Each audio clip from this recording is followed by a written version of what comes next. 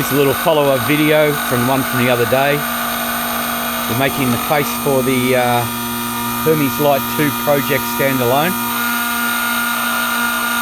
As you can see, is cutting out the part for the touch screen. So nothing happens very quickly. 14 passes like this. It's a problem when you've only got a little toy CNC. You've just got to take your time and let it sit there and do its job. But it gets there in the end, does a really, really good job.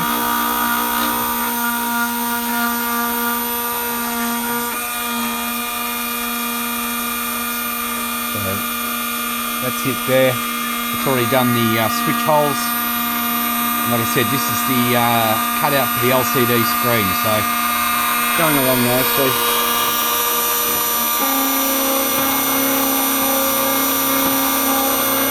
That was the machine ramping up then. It goes along to 50mm and finishes its pass, and then it starts to duck down again.